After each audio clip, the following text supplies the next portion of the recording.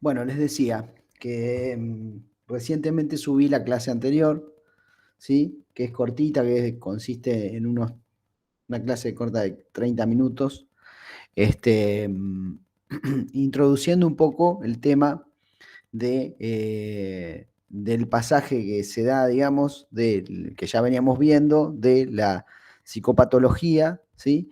A la psicodinámica del trabajo. Cuando hablamos de esto, cuando me refiero a esto, digamos, es un cambio, digo, fundamental en la concepción de lo que es la salud mental dentro de, el campo del trabajo, ¿no?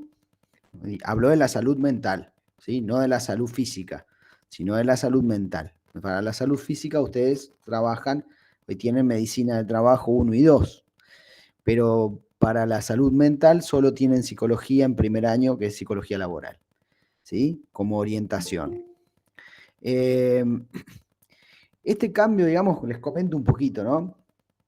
Este cambio tiene que ver, es muy importante, porque eh, una cuestión es pensar, digamos, como lo piensa la medicina, por ejemplo, ciertas patologías, ¿sí? La aparición de ciertas patologías o descompensaciones en el trabajo, ¿sí?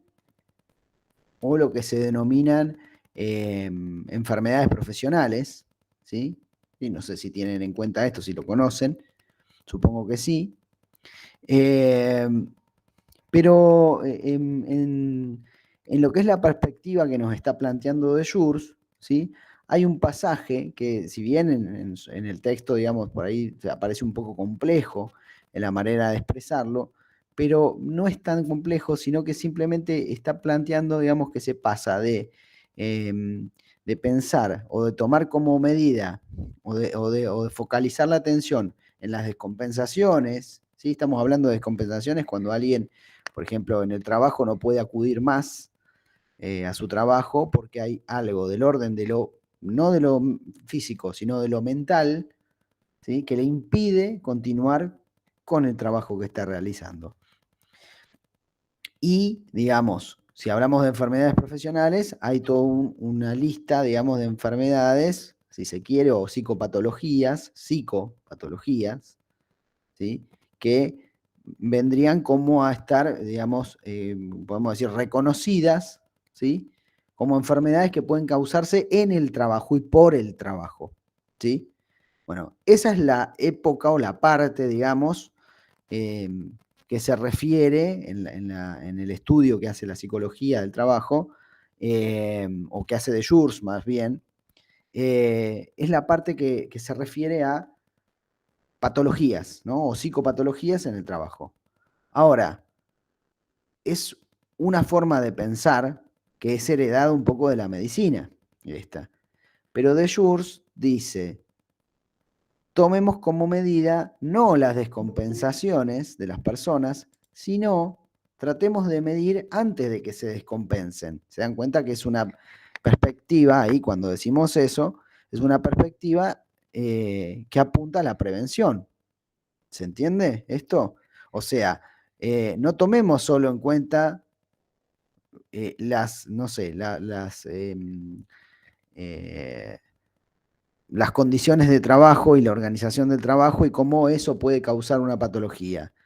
No nos quedemos con eso, ¿sí? Sino que pensemos también en relación a otra forma de medir, digamos, la salud mental en el trabajo, que es la relación entre sufrimiento y placer en el trabajo, ¿sí? Entonces la psicodinámica lo que trata de hacer es no solo de tener en cuenta las estrategias defensivas que las personas utilizan para mantenerse en el trabajo, sino que la pregunta que plantean es acerca de la normalidad, cómo las personas no se enferman, dadas las condiciones de trabajo y la organización del trabajo, cómo logran no enfermarse, cómo logran mantener ese equilibrio, ¿sí? Un poco dinámico, porque es algo que va variando conforme va variando el trabajo, cómo logran mantenerse dentro de la normalidad, podemos decir. Empiezan a cuestionar eso, digamos, o sea, empiezan a preguntarse, va a ser un enigma la cuestión de la normalidad, ¿sí? Lo normal sería que se descompensen las personas con tantas exigencias, con tantas cuestiones que aparecen en el trabajo. Entonces, la psicodinámica trata de estudiar cómo las personas no se descompensan, ¿sí? ¿Se entiende eso? ¿Qué estrategias ponen en juego para no descompensarse? ¿Sí? No solo las personas, sino la organización, ¿no? La organización y todos los que participan de ella, inclusive los técnicos en seguridad e higiene, que deberían preocuparse no solo por la seguridad en términos físicos, sino también por la seguridad y la higiene y la salud en términos mentales, ¿sí? Por eso vemos esto. ¿Se entiende esto? No sé si es claro. Sí, Fernando. Buenas tardes, primero. ¿Qué tal? ¿Cómo Eh, estás, Juan? Bien. Yo lo tomo como que tanto los superiores como los operadores no siguen al régimen lo que serían lo establecido por ponerle en una empresa. Mm, Es como que todos lo hacen a su manera para poder realizarlo más rápido el trabajo o efectivo, como a ellos les parece, ¿no? Es lo que sí, entendí más o menos. A mí sí, me lo quedan que... algunas dudas de lo que es el sufrimiento. Ajá. Eh, eh, lo tengo entendido como que el sufrimiento es tratar de siempre buscarle una solución a un problema, ¿no? Lo tengo. Sí, sí, sí, a ver, lo que nos plantea de Schurz es que es inevitable que aparezcan problemas en el trabajo, ¿sí? Y entonces eso genera un sufrimiento, ¿sí? Es inevitable que no haya un desfasaje, ¿sí? Entre lo que se prescribe en la organización del trabajo y, o incluso en las condiciones que propone la organización del trabajo, ahí ya hay sufrimiento, ¿sí? Si, por ejemplo, la organización del trabajo en una cadena de montaje se establece un ritmo, ¿sí? ¿Se acuerdan esto de, por ejemplo, la monotonía es una de las fuentes de sufrimiento, ¿sí? Eh, la monotonía en el trabajo, o sea, siempre hacer lo mismo. Siempre ajustar tal pieza, ¿viste? En una cadena de montaje a vos te toca la parte en donde tenés que o poner botones, ¿no? Y te toca la máquina de poner botones, y tenés que poner botones, y poner botones, y estás 8 horas poniendo botones. Eso es monótono, ¿no? Esa es la monotonía y genera un sufrimiento, por ejemplo. Esa es una fuente de sufrimiento. El miedo es otra fuente de sufrimiento, ¿sí? El miedo que se genera a partir de los riesgos reales y presumidos también, porque hay riesgos reales y hay riesgos que son presumidos dentro de un trabajo que Y comporta un perdón, riesgo, y ¿sí? por eso muchos operadores no hacen eh, lo que realmente le piden. ¿Es por eso? Claro, es que eh, el ejemplo Evadiendo más... riesgo por ahí, por no hacer lo que a vos te piden, estás con el riesgo muy cerca ¿viste? No sé, con Claro, el peligro muy ahí nomás. es controvertido para el... Que cuando vos te abrís por lo que entendí, Sí. cuando vos te abrís a decir lo que haces, es Mm. como que dejás muy ya, no sé cómo explicarlo. Sí, lo que vos No, estás no me sale la diciendo palabra, lo escuché en el video que dejó usted en la clase hace un está bien, rato bueno, bueno, Juan, es eso, y es eso. no me saldría a explicarlo. Pero Pero decía es algo de eso. eso, cuando uno se abre, eh, ¿me está escuchando, profe? Sí. Sí, te escucho, te escucho.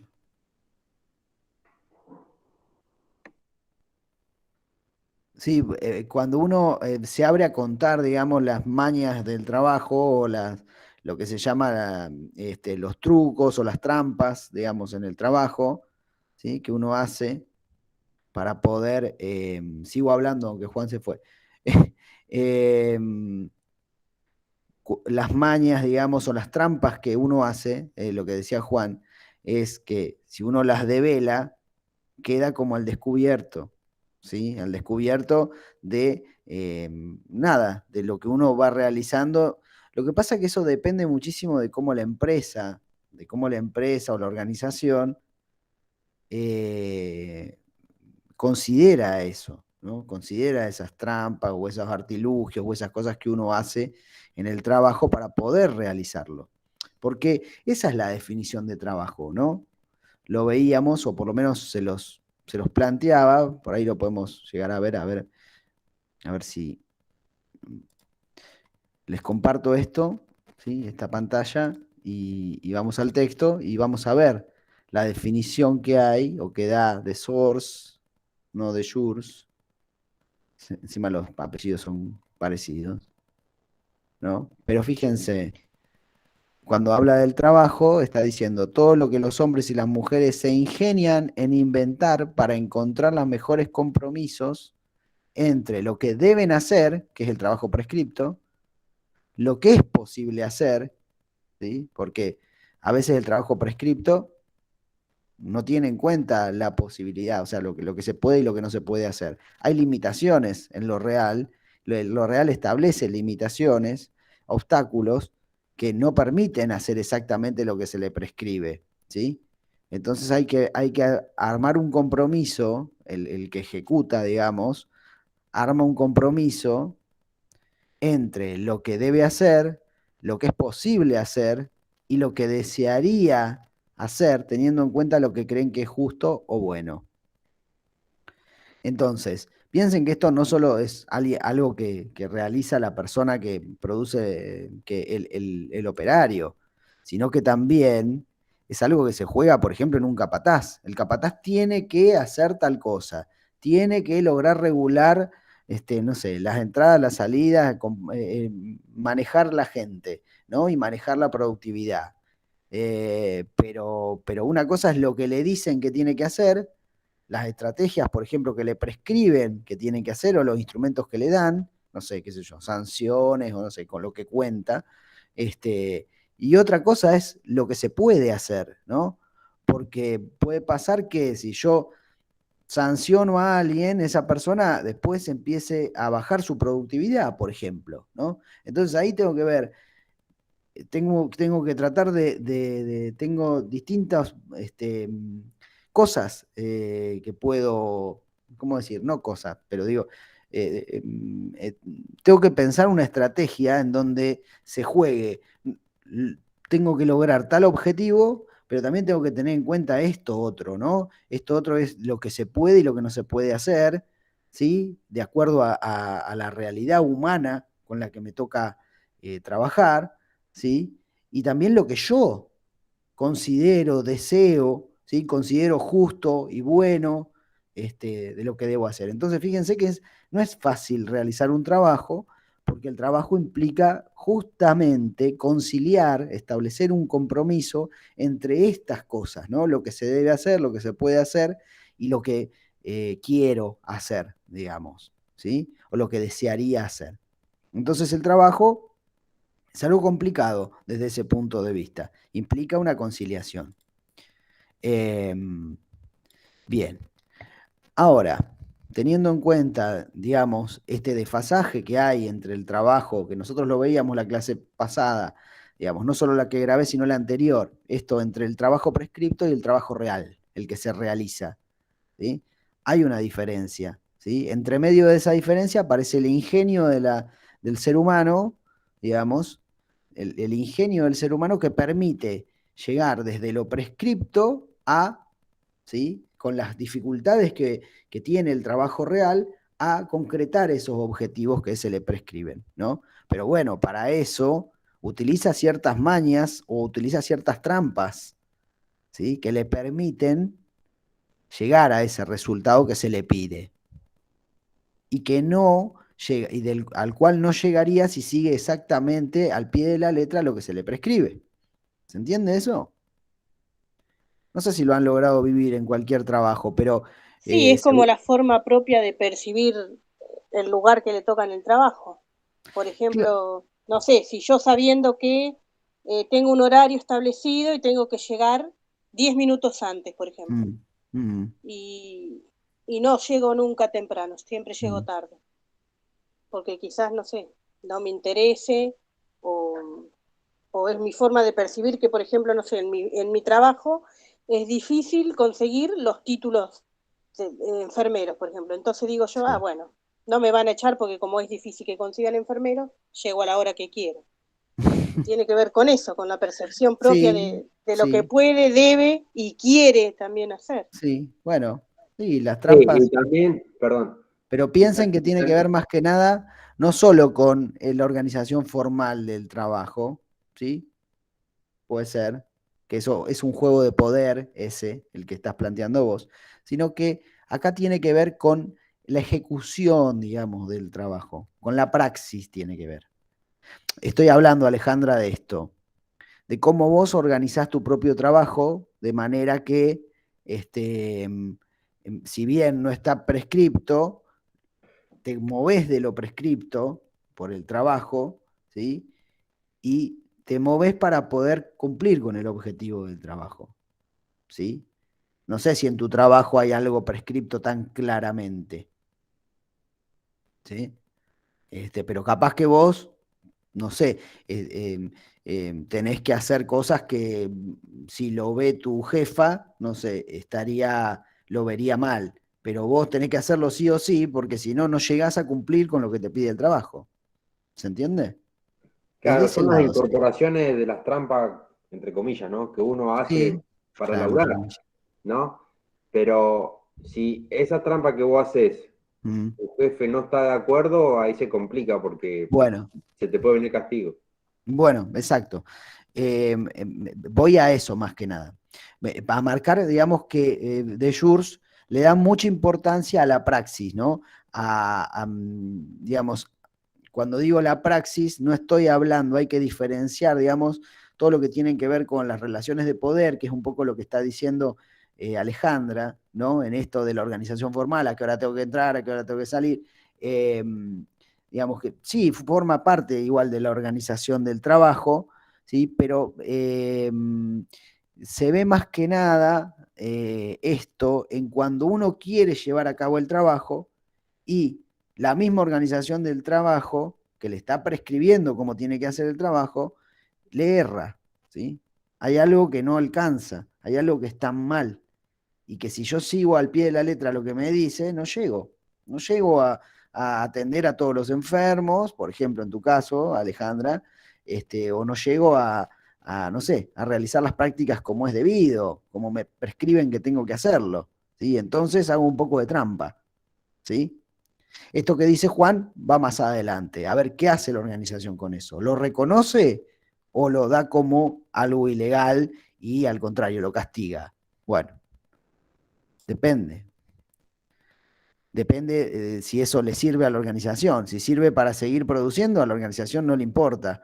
Eh, pero muchas veces lo desconoce, hace como, mira, corre la mirada. Bien. A mí Hay en mi algo. caso me pasó un ejemplo así como el que estamos hablando ahora, de Sí, querer laburar más rápido para producir lo mismo, porque no sí, era para más, pero sí, era laburar más rápido, más efectivo, ¿viste? Se hacía más dinámico el laburo. Y por hacerle una trampa, me agarraron y me castigaron. claro. Cuando allá los mismos superiores tuyos hacen trampa todos los días, ¿viste? Pero bueno, uno no tiene Bueno, poder hacia eso. claro, pero ahí hay una relación de jerarquía, ¿sí? Pero y también hay algo que vos estás denunciando ahí, obviamente, que es como cierta hipocresía, ¿no? Como que ellos lo realizan o Claro. sea, no lo Injusto. reconocen, no lo No, reconocen. cero, reconocimiento cero, Mm, olvidate.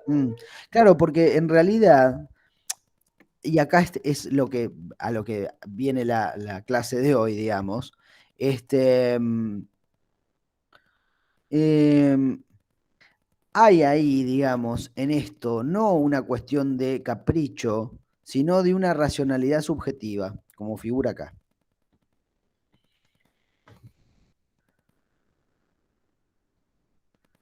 ¿Sí? O sea, hablando de las estrategias defensivas, ¿no? O de los mecanismos de defensa. Al mismo tiempo les leo un poquito, dice, la normalidad surgía como enigma central de la investigación y el análisis. Normalidad que se da de entrada como un equilibrio inestable, fundamentalmente precario, entre sufrimiento y defensa contra el sufrimiento. Fíjense que acá está hablando de sufrimiento y defensa contra ese sufrimiento. Normalidad, que se da también como resultado de estrategias tan complejas como rigurosas, por lo tanto, no como resultante mecánica de una suma de acciones y de reacciones, de estímulos o respuestas, sino como profundamente intencional. ¿Qué les está diciendo acá? Les está planteando lo siguiente, o sea, que uno no es que en las estrategias defensivas, los mecanismos defensivos que ya vimos, ¿no? Uno no lo hace, digamos, de una manera reactiva, ¿no? ¿Sí? No es que un mecanismo de defensa es algo reactivo, sino que es intencional, ¿sí? Es intencional quiere decir que de alguna manera eso tiene una racionalidad, ¿sí? Tiene una racionalidad. No es algo caprichoso, no es algo que me opongo a lo que vos me decís porque se me canta. No, tiene una racionalidad, pero es una racionalidad subjetiva, ¿sí? Y eso es muy importante, porque entonces, si hay una racionalidad subjetiva, entonces lo que tenemos que reconocer en el trabajador o en cualquiera, ¿sí? En cualquier rango, en cualquier jerarquía, trabajador hablo en general, no el que ejecuta, sino cualquiera, puede ser un directivo, digamos, que hay una racionalidad subjetiva en eso, ¿no? En esas estrategias defensivas hay una racionalidad. En esas trampas, que no es lo mismo que estrategia defensiva, ni mecanismo de defensa, en esas trampas hay una racionalidad, hay un porqué, ¿sí? Y un porqué que permite, digamos, la normalidad en el trabajo, que sostiene la normalidad en el trabajo, ¿sí? Eso es muy importante, porque entonces no podemos acusar a las personas de que, o a los trabajadores de que son obtusos o de que son renegados o de que... No, hay una racionalidad subjetiva ahí. O sea que quiere decir que hay un pensamiento, hay algo, una razón de por qué lo hace, ¿sí? Bien. Más allá de, ustedes si van desde la página, a ver, empezamos acá en la página 22, ¿sí? Hay como un recorrido de lo que es algo que ustedes ya vieron, ¿sí? Que es la psicopatología del trabajo, ¿sí? Y bueno, y estos mecanismos de defensa, pero la psicodinámica a lo que va a apuntar, ¿sí? Y acá lo dice, al darse la normalidad por objeto, la psicodinámica del trabajo abre perspectivas, perdón, más amplias que, como vamos a ver, ya no conciernen únicamente al sufrimiento, y esto es lo principal, sino también al placer en el trabajo. Ya no solamente al hombre, sino al trabajo, ya no solamente a la organización del trabajo, sino a las situaciones de trabajo en el detalle de su dinámica interna. ¿Sí? O sea, acá lo que estamos hablando es un cambio, digamos, de paradigma, ¿sí? Un cambio en la forma de concebir la salud en el trabajo, en donde no solo se trata de sufrimiento y defensa ante el sufrimiento, sino de sufrimiento y cómo ese sufrimiento puede ser transformado en placer, ¿sí? Ahí Alejandra decía, no me gusta mi trabajo, ¿sí? O algo así. No sé si dijiste exactamente eso, perdón Alejandra.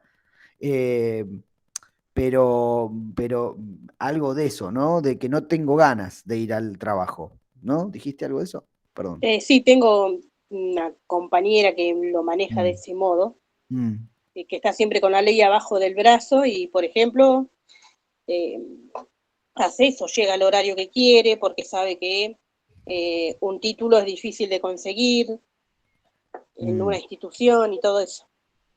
Claro, vos suponés que ahí que no hay placer, sino que hay puro sufrimiento en el trabajo. Y supongo que si hace Porque si, eso es porque no le gusta mm, estar ahí. bueno, entonces podemos pensar, sí, esto de llegar tarde y de jugar con esto, digamos, de las Como un relaciones de mecanismo de poder. defensa.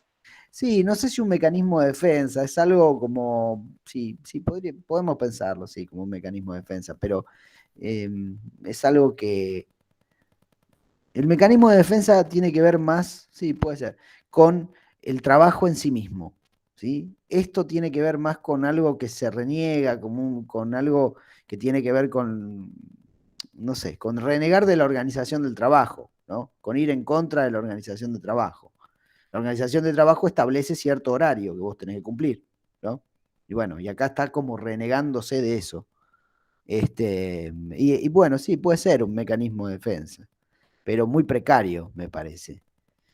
Bueno, entonces yo les decía, está la psicopatología del trabajo, ¿no? ¿Por qué indagar? Acá se va a preguntar de Jurs. Bueno, y da todas las razones de por qué lo lleva a seguir, digamos, pensando esto de la psicopatología del trabajo y por qué seguir indagando, ¿no? ¿Por qué indagar sobre el sufrimiento si eso es como revolver, dice, el cuchillo en la herida, ¿no? Si no puedo dar una solución a eso, ¿no? Porque indagar sobre el sufrimiento no es solucionar el sufrimiento.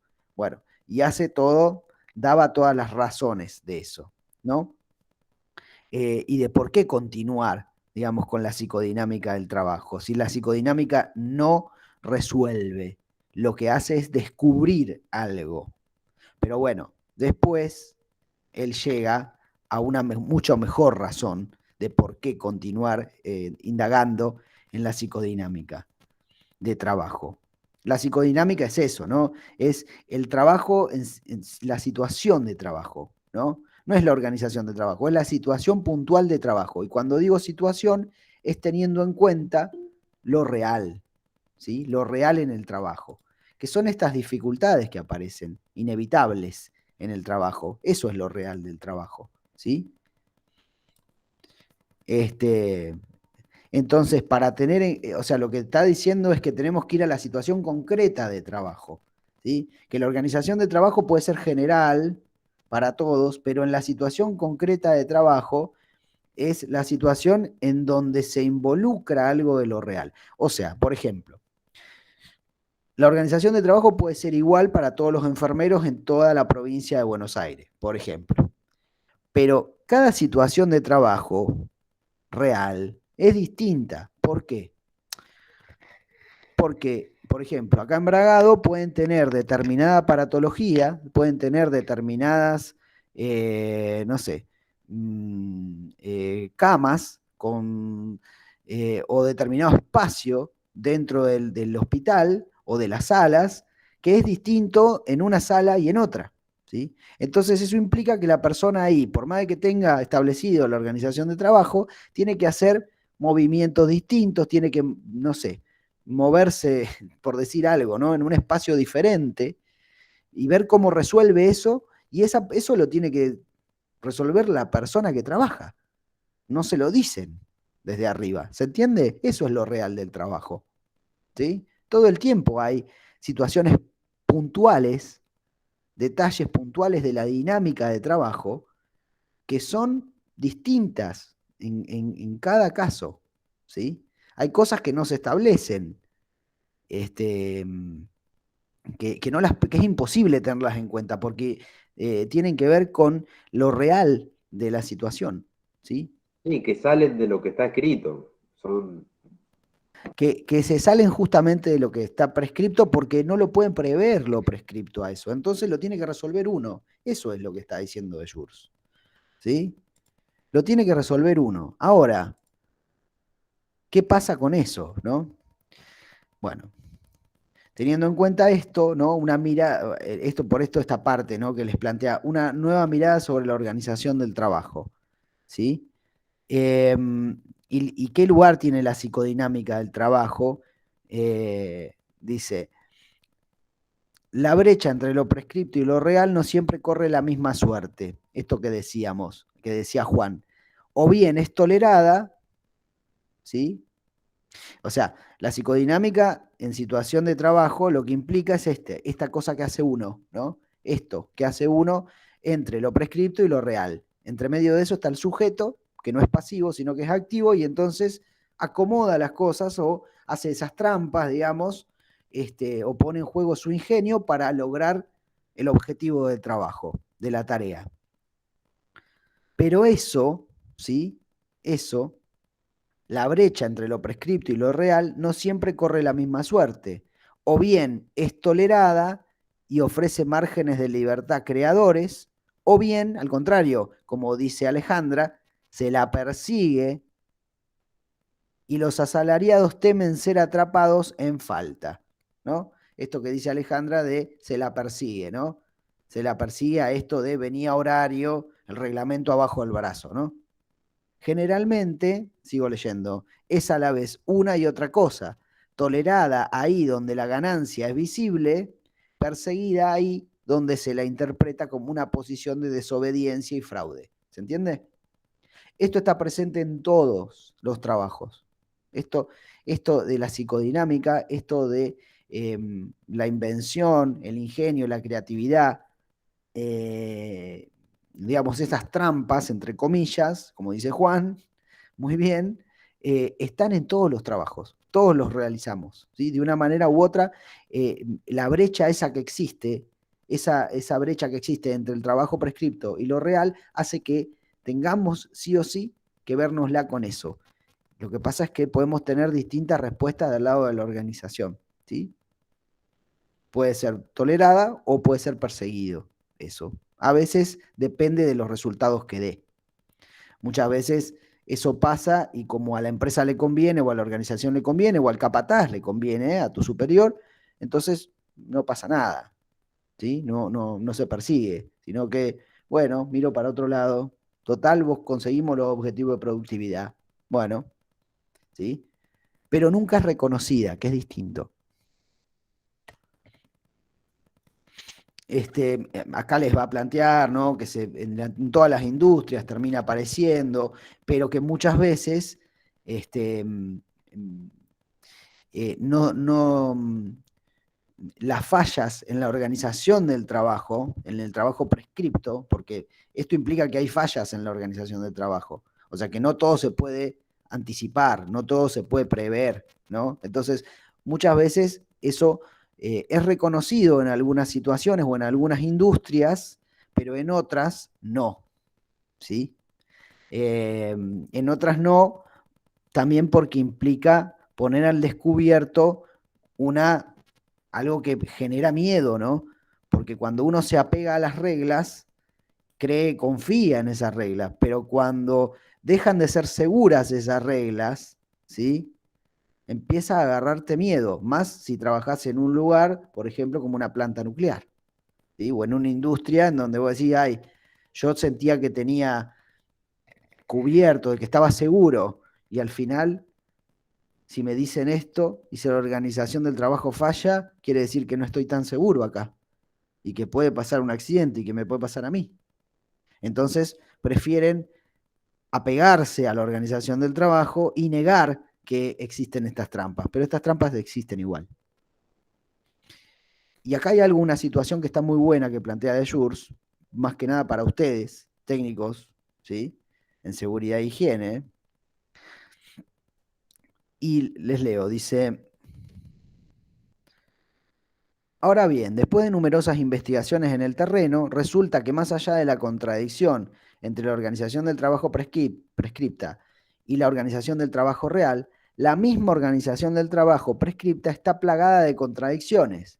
En efecto, cada incidente o accidente lleva a la elaboración de una nueva consigna o reglamentación que se agrega a la suma de las precedentes. De tal manera que, con el tiempo, leyes, reglamentaciones, reglamentos, consignas se vuelven cada vez más complejos e ineluctablemente cada vez más difíciles de conciliar. Perdón. Hasta el punto que es imposible trabajar si se quieren respetar todas las consignas. Supuestamente organizadoras del trabajo, las prescripciones de la organización del trabajo llevan a veces a desorganizarlo. Esto es buenísimo, es buenísimo. Habría que ver, ¿no? Si a veces se van sumando, si sucede esto, ¿no? Es para tenerlo en cuenta, es para tenerlo en cuenta lo que plantea Ayur. ¿Se dan cuenta que, o sea, sucede un accidente, tomamos una medida para prevenir eso, pero esa medida hay que ver si concilia con las medidas anteriores, ¿sí?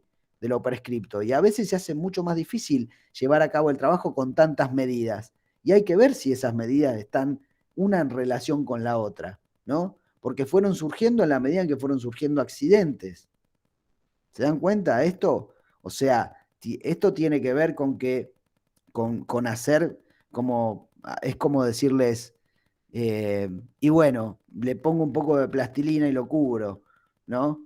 Le pongo un poco de Epoximix y lo cubro a esto, ¿no? Pero bueno, no es lo mismo que lo que venía anteriormente, no es el mismo material, ¿sí? Entonces, esa organización de trabajo tenía una coherencia. Si le voy poniendo parches, ¿sí? Probablemente se produzca una incoherencia en eso, ¿no? O sea, más difícil llevar el trabajo a cabo, teniendo en cuenta todas estas se llaman prótesis cognitivas, ¿sí? Es como que te dicen, bueno, ahora como pasó este accidente, no, lo que vamos a hacer va a ser esto, ¿sí? Pero por ahí no coincide con lo anterior. ¿Por qué? Porque el que prescribe el trabajo, el ingeniero generalmente que prescribe el trabajo, no está haciendo el trabajo. Y entonces no sabe de las dificultades que implica la ejecución del trabajo, ¿sí? Sí, tal cual, Fernando. Allá pasa tal cual lo que vos estás diciendo. Mm. Ha pasado Entonces, que se han cortado la mano hace años, boom, cambian de guante, ¿viste? De seguridad se pone, cambian los guantes. Se sí, vuelven a cortar la mano, ¿viste? Te cambian otro guante. Le faltaron poner guantes de fierro nomás.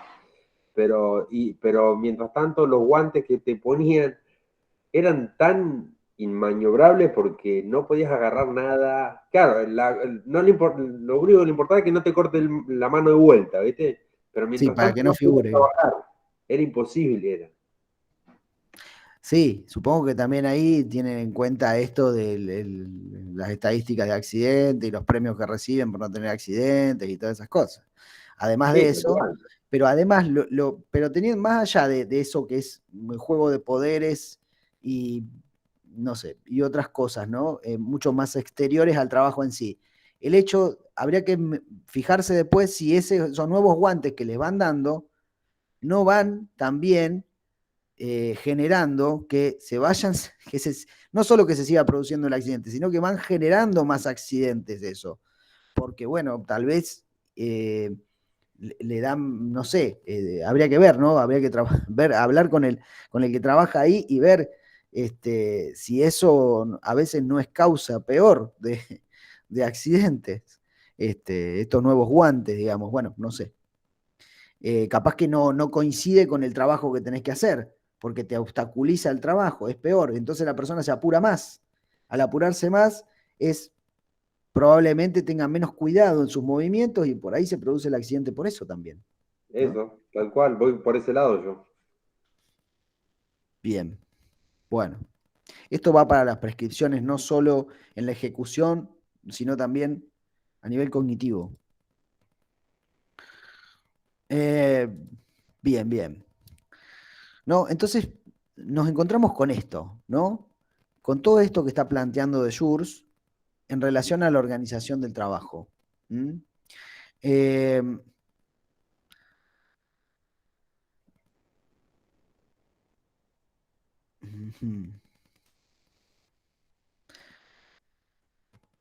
bien. Eh,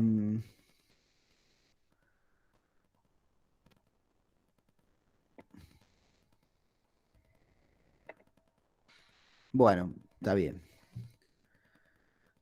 Acá les va a plantear el lugar de las relaciones sociales, ¿no? En la organización real del trabajo, cosa que después, más adelante, se va a aclarar. Eh,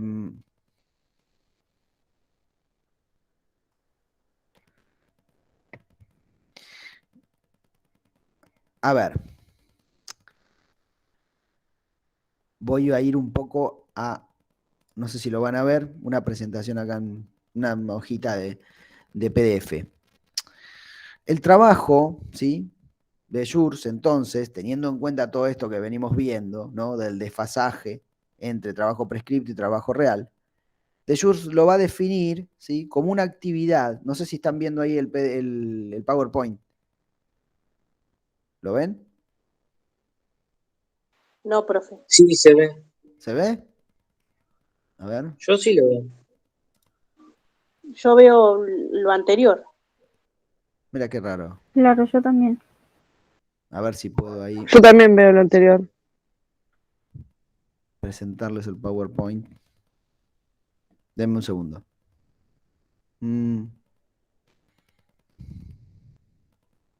¿Ahí se ve? No, todavía no. Hay cambio. No.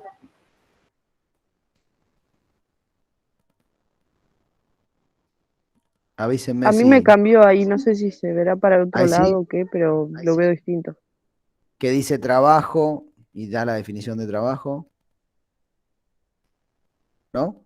Bueno, esperen que... ¿Y eso se ve? ¿Una nueva definición del trabajo, creatividad y trabajo, todo eso? Sí, eso. Va, yo acá por lo menos lo veo.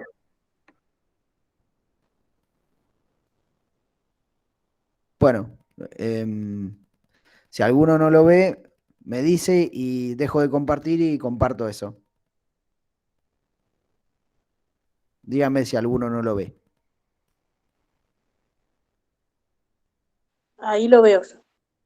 Bueno, bien. Deleuze nos lleva a una definición nueva de trabajo, ¿sí? A partir de esto. Y va a decir que trabajo es la actividad desplegada por hombres y mujeres para enfrentar lo que no está dado por la organización prescripta del trabajo. ¿Se dan cuenta? Es de lo que venimos hablando. El trabajo es no hacer lo que me prescriben, sino justamente cómo enfrento lo que no está dado por la organización prescripta del trabajo. ¿Sí? ¿Cómo lo enfrento? ¿Por qué lo puedo enfrentar a esto? ¿Cómo enfrento lo real del trabajo? ¿Sí? El trabajo real. ¿Sí? Eso que no me prescriben y que me tengo que arreglar yo solo. Bueno, eso es trabajo para Deleuze. ¿Cómo lo enfrento? ¿Sí? ¿Cómo logro mantenerme dentro de la normalidad y no enloquecerme? También, ¿no?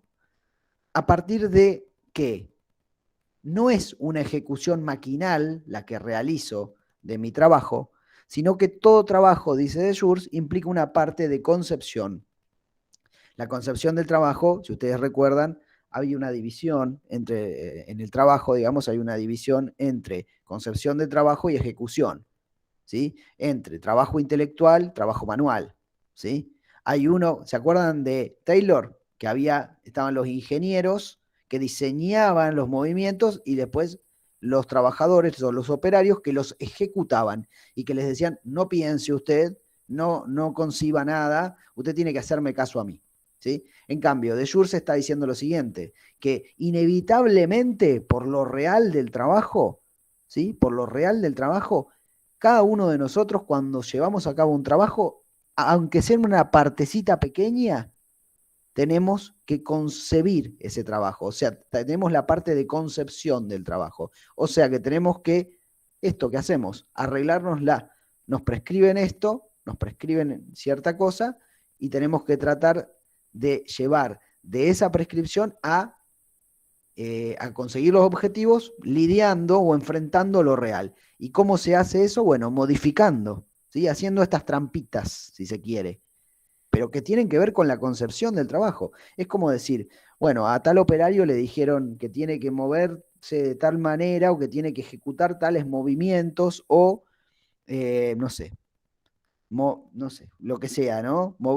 Ir con la grúa de determinada manera. Bueno, el operario se da cuenta que si realiza como le dicen las cosas, no llega a cumplir los objetivos. Entonces, ¿qué hace? Tiene que idear nuevamente cómo realizar el trabajo, rebuscársela para lograrlo. Y entonces modifica. Ahí está la concepción, ¿sí? Esa es la parte de concepción del trabajo, que también implica, para Deleuze, la creatividad. La creatividad, el ingenio, tiene que ver con esto, ¿sí? Con la concepción del trabajo. ¿Sí? Ahí es donde uno crea en el trabajo. Es muy importante esto, muy importante, reconocer la existencia de esto en el trabajo. ¿Sí?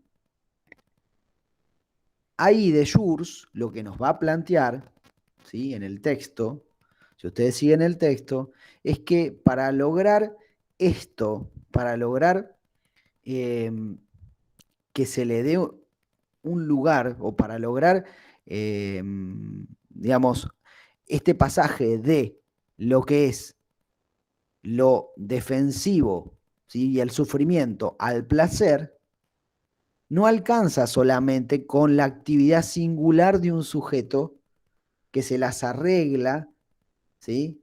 No alcanza con el trabajo del sujeto. O sea, el trabajo es esto, enfrentar lo que no está dado por la organización prescripta del trabajo a partir de la concepción y la creatividad. No alcanza con que esa persona pueda, en un trabajo, vérselas con eso y llegar a los objetivos aplicando estas trampas o esta concepción, esta creatividad.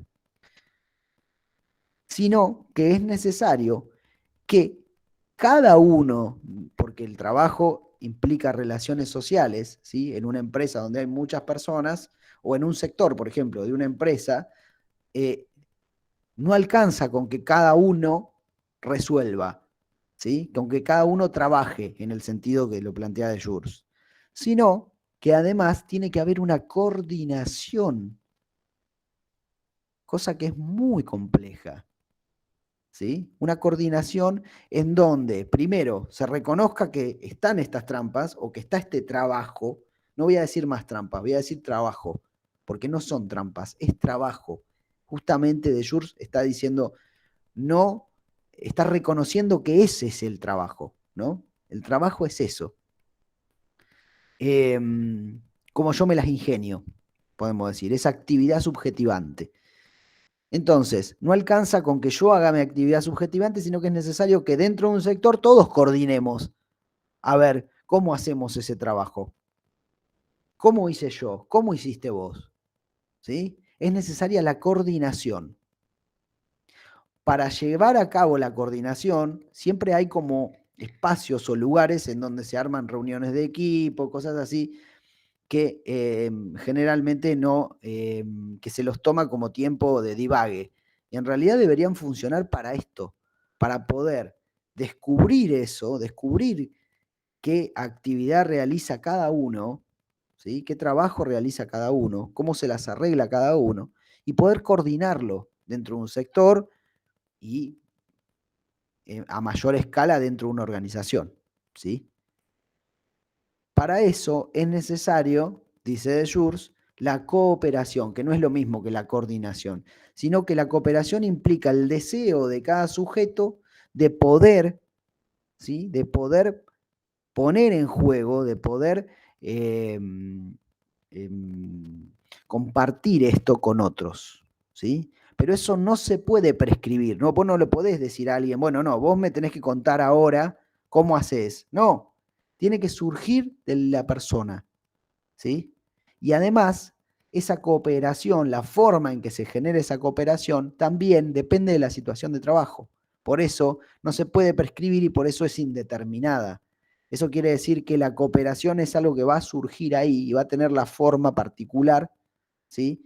De acuerdo a la situación concreta de trabajo. O sea, no es lo mismo la cooperación en una determinada empresa u organización o sí, organización, no sé, que se dedica a determinado trabajo que en otra, ¿sí? No es lo mismo, no sé, por ejemplo, una industria de la metalúrgica, por ejemplo, que una industria de la comida, ¿sí? ¿Por qué? Porque los puestos son distintos, no sé, la organización del trabajo es distinta, las relaciones sociales son distintas, ¿sí? Establecidas ahí un poco por la organización del trabajo. Entonces, la cooperación debe ser distinta en cada, depende de cada situación concreta, de cada trabajo concreto. Ahora, para llegar a la cooperación, lo que es necesario, dice de Jours, es poner en juego la confianza. Y la confianza, esto es un poco tautológico, pero dice de Jours que la confianza, ¿sí? Tiene que ver con lograr a construir acuerdos, normas y reglas que encuadran, digamos, la manera de ejecución del trabajo. La confianza no es algo digamos, de Jours dice, la confianza no es algo que dependa de algo individual, ¿sí? de algo psicoafectivo de cada persona. ¿no? No depende de, bueno, vos sos confianzudo, o vos brindás confianza, o vos sos de tener confianza en tus compañeros, en tus superiores. No, él dice, eso es una relación intersubjetiva y que depende muchísimo de poder construir estos acuerdos, normas y reglas, ¿sí? Para la ejecución del trabajo. De eso depende muchísimo la confianza. En esto de Schurz hay algo que plantea en el texto que dice, hay dos alternativas, ¿no? Si no se genera confianza, lo que hay es desconfianza en el otro. Y en ese sentido, también, digamos, o hay cooperación o hay, él lo nombra como, bueno, una descoordinación, pero no es la palabra descoordinación, ¿sí? No me sale ahora, perdón, está en el texto. Dice, es la opción, ¿no? O cooperamos o se desintegra o se está desarticulado todo, ¿sí? O hay confianza o hay desconfianza en el otro, en el trabajo. Hay un texto muy lindo que trabaja un autor que está como bibliografía complementaria acá, que se llama Burkhardt, ¿sí? Y Elina Aguirre, son dos autores que trabajan la confianza en los vínculos actuales, ¿no? No como algo viejo, sino como en la actualidad, en la posmodernidad. Lo trabajan a través de una película que está muy buena, que se llama Crash, en donde lo que plantean es simplemente que la confianza en la actualidad no es algo que se construye como uno pensaba en relación a una amistad, ¿sí? Que es duradera, sino que la confianza se crea a partir de gestos pequeños que generan confianza, pero que el día de mañana lo tengo que volver a construir, ¿sí? Y todo el tiempo tengo que volver a lograr esa confianza, porque la confianza no dura. Y cuando no hay confianza, lo que hay es amenaza, ¿sí? De parte de, o sea, estoy hablando de la confianza entre personas, ¿sí? En las relaciones sociales. De Schurz también, y va a plantear, dice que es necesaria para lograr la confianza, ¿sí? También, además de estas reglas, es necesaria la movilización psíquica. Que la movilización psíquica es esto que les planteaba acerca del deseo, ¿sí? Que no puede ser determinado, pero que incluso él lo que plantea es que la movilización psíquica, que implica la ejecución o el trabajo, esa movilización psíquica no es algo que uno pueda prescribir tampoco, de que la empresa pueda, no sé, la empresa puede tomar un montón de estrategias para lograr la movilización psíquica, para que la gente se involucre en su trabajo y realice esto, ¿no? Y realice esta concepción y creatividad en el trabajo que permite justamente que el trabajo se lleve a cabo, que se lleguen a los objetivos, ¿no? Pero que implica justamente esta noción de trabajo en donde uno tiene que poner de lo suyo. Ahora, de Schurz dice, eso surge automáticamente. No es necesario que se lo promueva. La persona, si no tiene ningún problema, digamos, estoy hablando de ningún problema de salud mental, inmediatamente, ni bien se le da un trabajo, hace esto, ¿sí? Pone en juego la concepción y la creatividad en el trabajo. Lo que hace falta, también dice de Schurz, a partir de la movilización psíquica, es el reconocimiento. ¿Sí? O sea que ahí se pone en juego, digamos, el reconocimiento de los otros, ¿sí? Que es un reconocimiento de lo que la persona hace, pero también es el reconocimiento de su identidad laboral, ¿sí? O sea, la persona logra sentirse identificada con lo que hace, ¿sí? Y logra una identidad para sí, ¿sí? Laboral, que es la base, dice él, es la base de la normalidad en el trabajo, la identidad. ¿Sí? Hay un reconocimiento, tiene que haber un reconocimiento de ese trabajo que realiza, de esa concepción y creatividad que pone en juego en su trabajo. Si no existe esto, ¿qué es lo que se genera?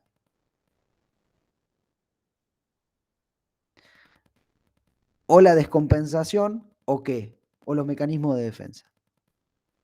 Entonces, ahí es donde de Schurz, esto es muy importante, ¿no? No sé si se entiende bien. lo dejo de compartir para poder verlos a la cara.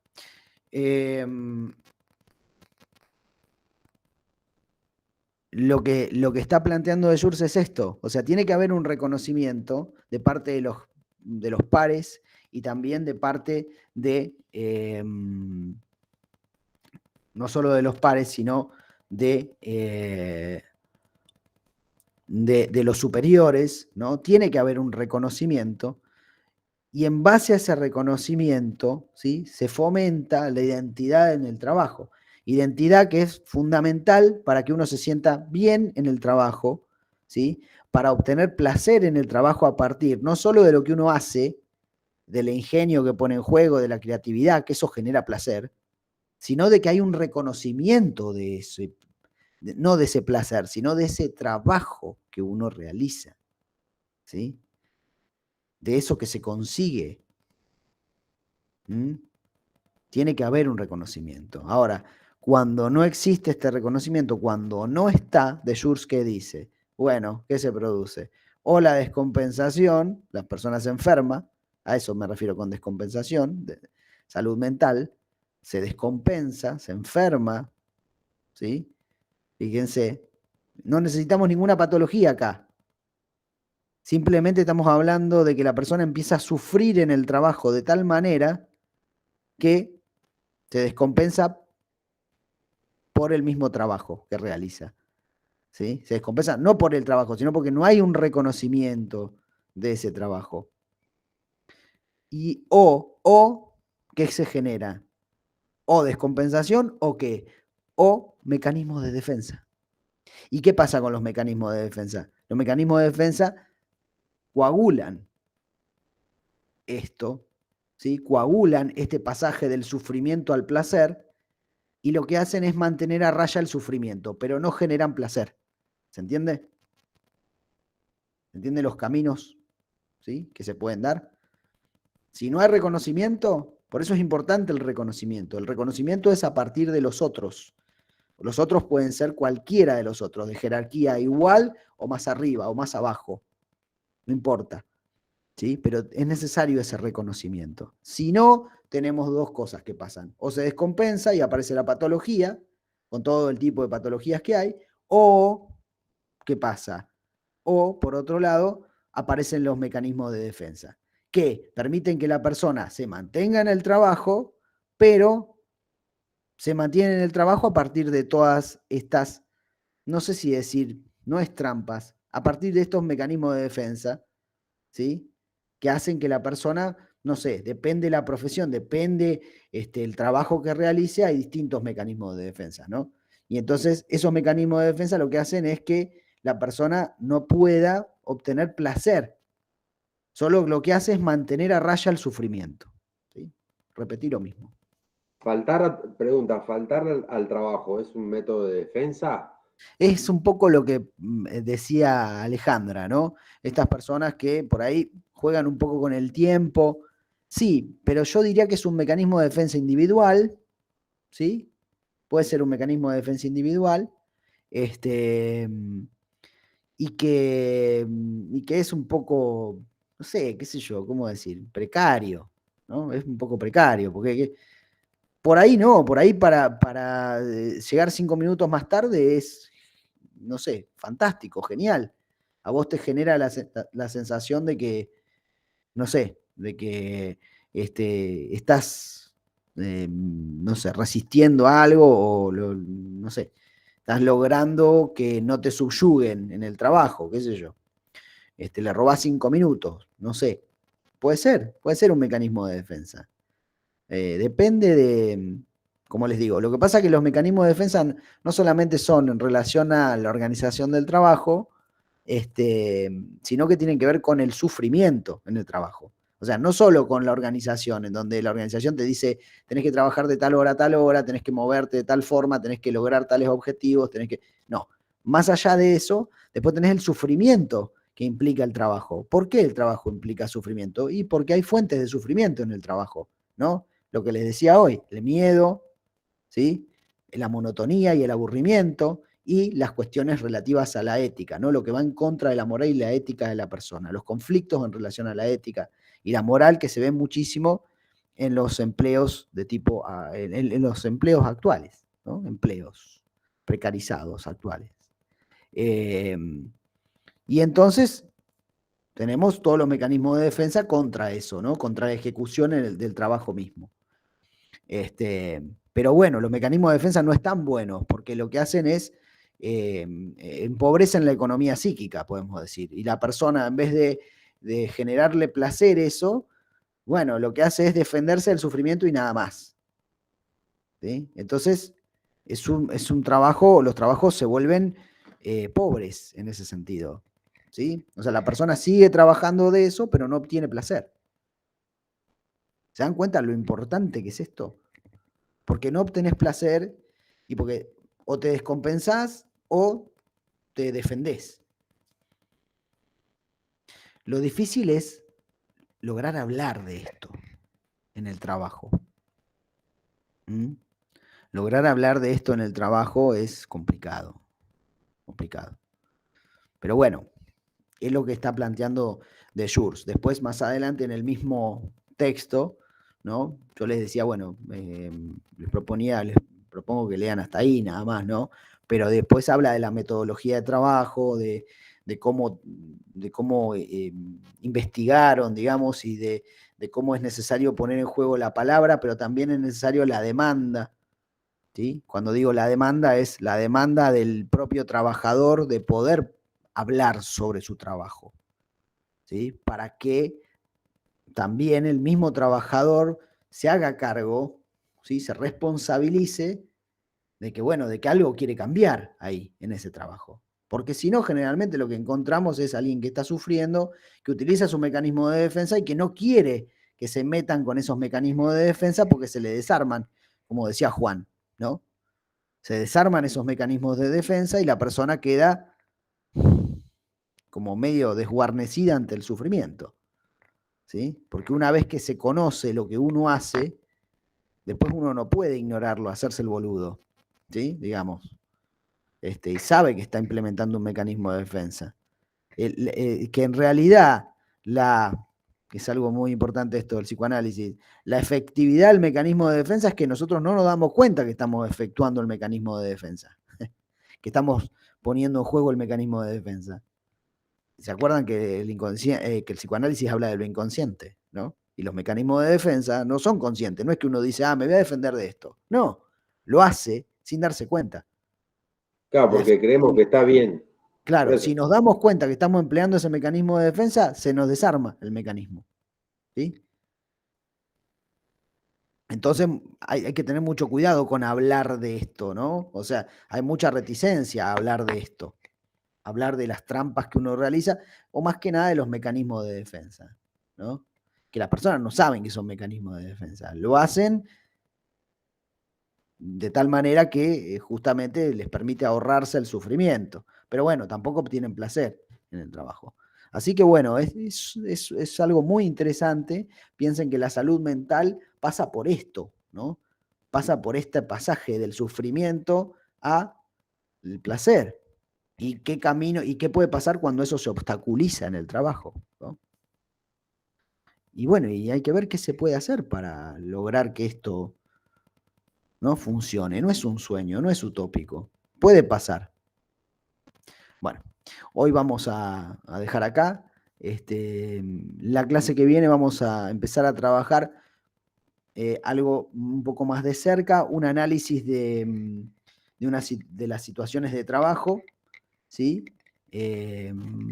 Lo que se llama clínica de la actividad, ¿sí? Y vamos a ver más de cerca estas cuestiones, ¿no? Que se plantean, que nos está planteando de Schurz, que las plantea otra autora y toma un ejemplo trabaja en lo que se llama en los ferrocarriles, ¿no?